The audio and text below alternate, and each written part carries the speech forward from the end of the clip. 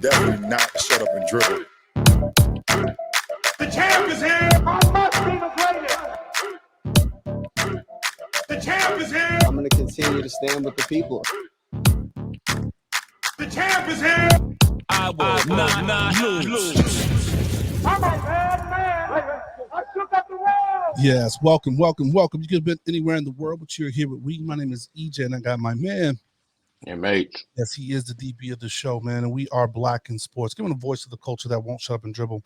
And today, man, we're bringing you back inside the locker room to talk about topics in and around the game. MH, you ready to do this? Yes, sir. Awesome. So, man, it's challenging when we kind of talk about topics like this, right? Because we don't look at ourselves like this, but we are of the media, right? I think they call us the new media, right? So podcasts, any kind of Twitter blogs and things like that. So we are a part of the media. But one thing, just kind of want to talk about is just like how we are represented in the news, man. And I think that just really sparked up because what's kind of going on with, I think, just some two juxtapositions with Davante Adams and what he went through on Monday night. And, kind of what, I guess for another example, Brett Favre is going through with his, it's a welfare scandal, right? Where he's, taken from some of the, the less fortunate in his home state.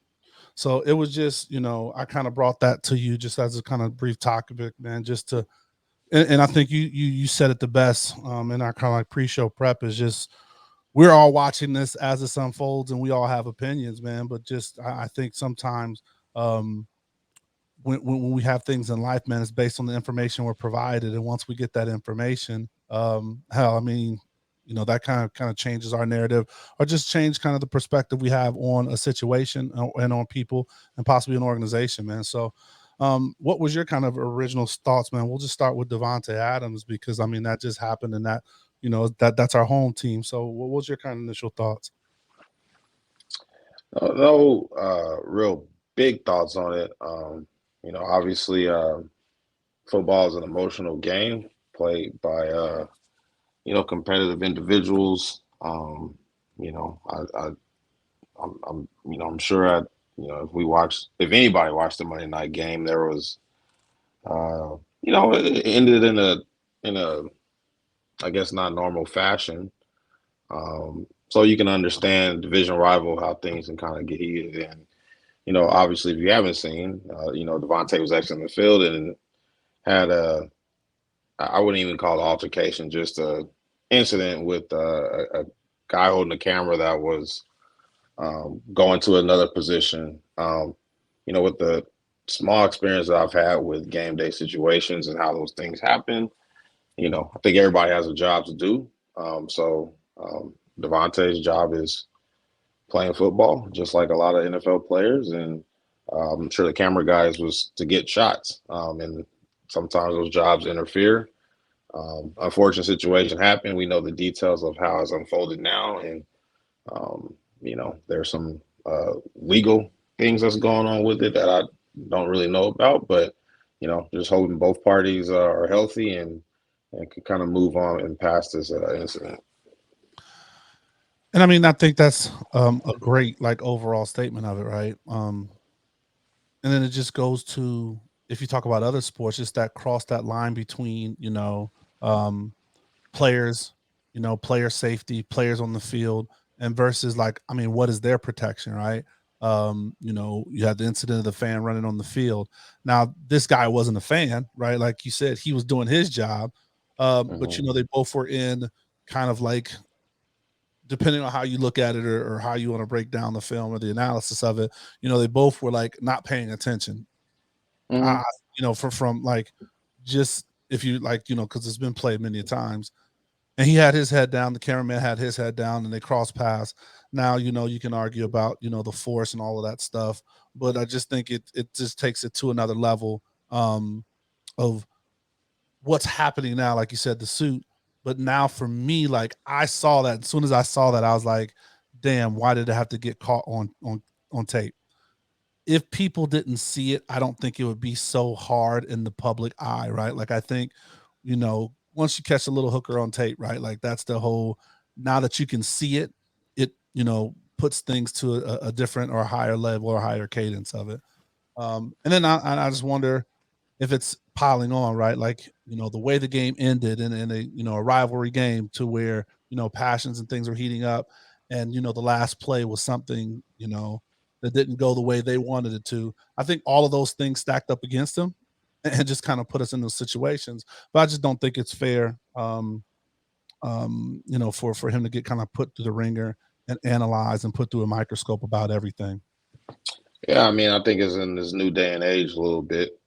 It's just that just about everything in this world is caught on camera. I mean, we can take it to a different sport with, Draymond Green and what's going on with the Warriors. And some would say that is an in-house issue or a thing that happens in the locker room quite often. We both play sports, so I'm sure we saw disagreements between teammates before. However you want to call it. Right. And a lot of those things weren't caught on camera, or if they were caught on camera, the public eye didn't see them. And so while that was an issue that, was probably an issue that they could probably hold in house, now there's public perception behind, what should happen to the individuals involved. And to your point, that brings on another layer. So I think it's just kind of, and I know these athletes know that better than most, right? They live in the public spotlight. So it's just kind of the way of the world right now, which is interesting. Wow, big time, right? And it's fun, not funny, but just comparables, right? Like, cause we're just going off of like instances and information that we received from those. Like, so Geno Smith got punched in the mouth for like owing somebody money, and that didn't go into like a big thing. Was it because there was no video? Was it because the level of who he was? He was a backup at the time. So it's just interesting, and those things do happen, but it's just tough, right? Because people forget that these are people playing at their highest level, right? Like, people focus, and people want to be like, oh, if I punch somebody at my job, or I can't push somebody at my job, and it's like, hold on, like, you're a barista at Starbucks. Like, if you pushed a bathroom attendant that was going in the Clark bathroom attendant, like that's different. Total different level, total different nuances for workspaces. But I just hate that that's a place where people go when they're attempting to create like to like, or judging a situation. Yeah, I mean, I don't have much to follow up on that, because it's true. I don't, everybody's work situation is different. Facts. I'm just thinking while you were talking, I was thinking of, Jordan hitting Steve Kerr, and that was it's like a positive part of his narrative. Like, yeah, just how much he cared about it and how much he wanted his teammates to be good. It's just like, nowadays that wouldn't have been a cool thing, right? Like, you can't just haul off on your teammates like that. Apparently, right? We just seen that with several different instances. So, yeah, I don't know. There's some days that I'm sure that everybody feels like they would want to haul off on somebody. I don't think it's right in any situation. I guess we'll put it that way. Facts. And that could go into our whole, we've had this narrative about this softer generation and this, not taking ownership and, tough online, but nowhere else. So then the flip side of it, man, is just, all of these other things about how people are represented outside the game, right? It's like, and I think we've talked about this in some, aspects, but just, like the Brett Favre thing, like, Mississippi's going through a really, really bad, hard time. Like the water crisis where, you heard like Coach Prime talk like, hey, we need to get these kids water, like, whether they were going to be able to play games, some of the kids and some of the schools, take a shower. Right. Like, low level things like this, and then you have a guy that's embezzling or allegedly, has been investigated that he's taken all these funds, and not only is he taking funds to like doing speaking engagements, and they ask for him to bring the money back, and he's like, "What money?" he got forgetful on him, or then taking some other funds to build a new gym for his daughter's school, and like they don't have water, right? Like, it's just the fact that that's not being talked about, and then like, you know, and then okay, we'll take it like maybe that was his first time. Like, no, your boys had some issues during the day, right? Like the addiction, you know, with the opioids or you know whatever else he had, right?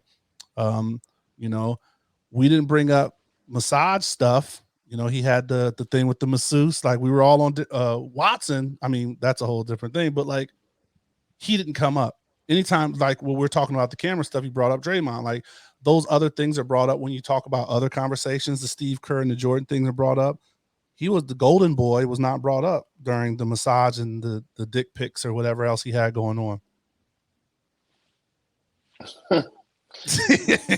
Yeah, we can agree on that. You know, Brett Favre isn't new to this part of the news cycle. Outside of what he's done and accomplished on the field, he's not new to controversial topics. I put it that way.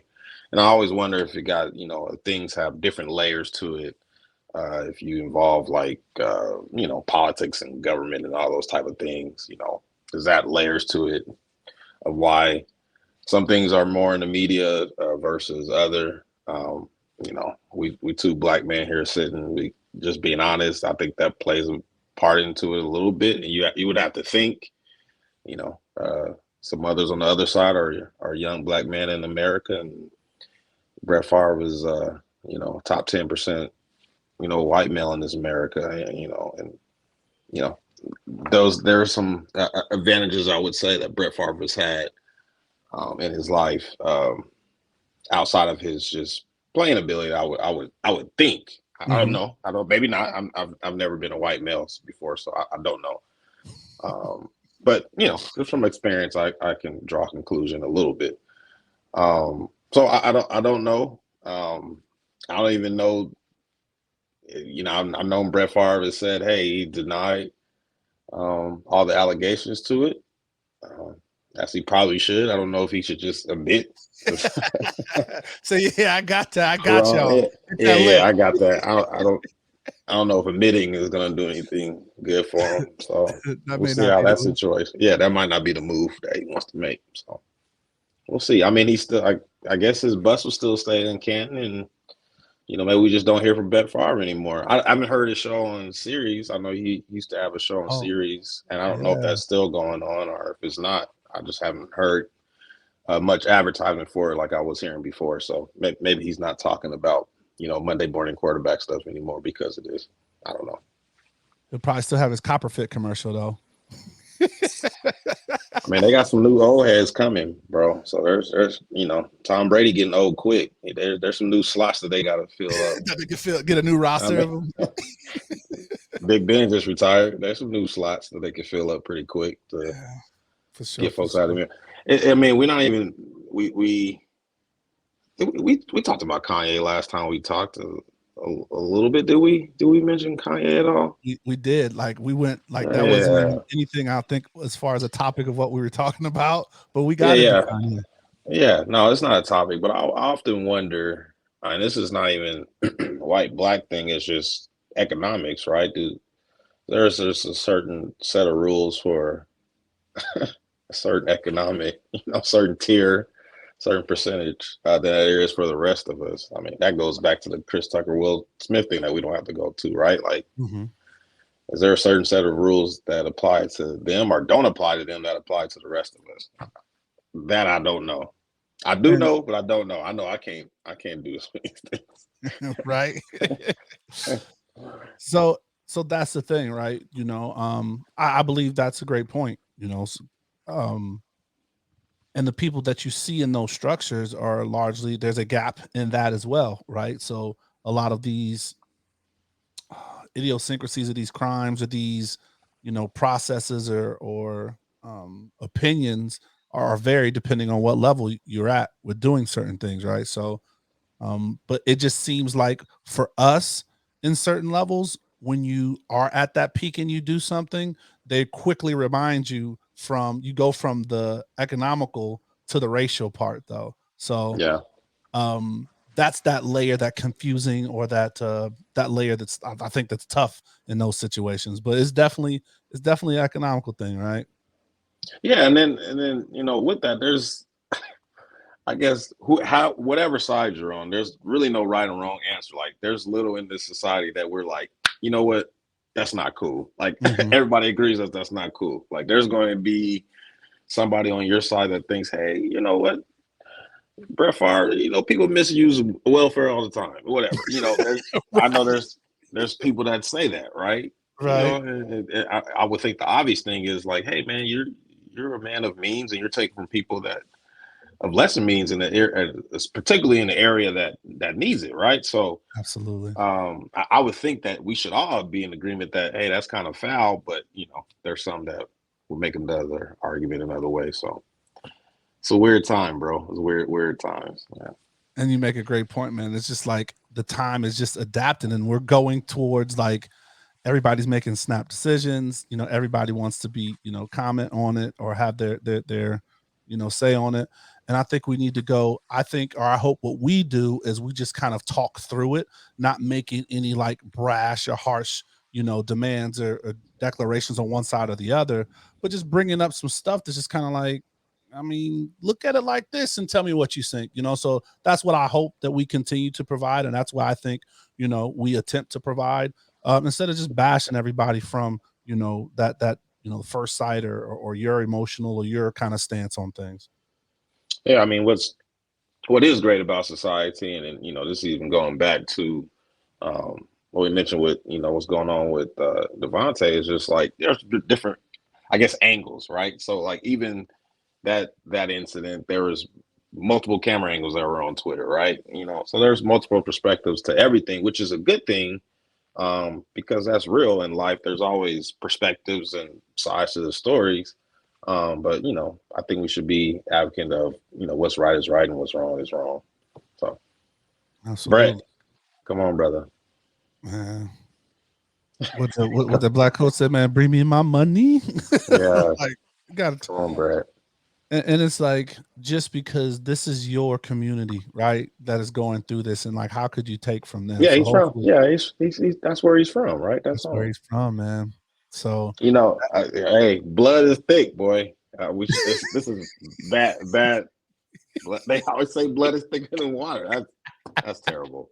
But I mean, literally horribly funny. Blood, bad, his daughter is thicker than water. That's what they say. That's what somebody say. Oh, somebody said it. That's what Brett think, I guess. Hey, Brett, that's what Brett's telling. He's living that. He's living that out. He's living that out. For sure. Hey, man, any final thoughts for the people as we get out of here? No, man. No, it's good stuff. Good stuff. Absolutely, man. Well, we just want to do our part, man. You know, because there is something there. You know, we just can't look a blind eye to it, and whatever we can do to play our part to just kind of, you know, make you look at things. And you know, I think our sentiment is always, you know, hope the best for Davante. You know, he's a good brother, and we all make mistakes in life, right? Like nobody's perfect, and even the guy that walked this earth was perfect. They killed him, so we gotta just kind of have grace. You know, he apologized. We can get into how good or bad or where that apology was, but you know, we just can't, you know, cancel people, and hopefully also the cameraman, right? Like I hope he, you know, gets in his heart and is not looking, you know, to take away from someone else from an incident that was just, you know, an incident. You know, it wasn't malicious. It wasn't, you know, done with ill intent. And hopefully move forward. And then hopefully we do see Brett, you know, kind of do what he can. I mean, I'm sure, of course, he doesn't want to go to jail, but doing whatever he can to like make that kind of situation right, man. We hope that happens because, you know, they are definitely hurting there. For sure, man. For sure. Prayers for everybody. Prayers for everybody. Blood is thicker than water, man. All right. Well, hey, I hope you enjoyed the show. You know, we drop new shows every Thursday, man. So thank you for the support.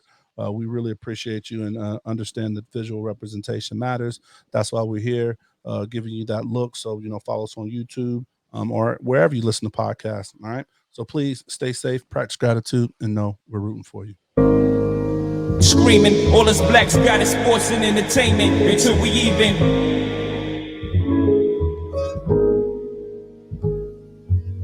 Assuming I'm rooting for everybody that's black.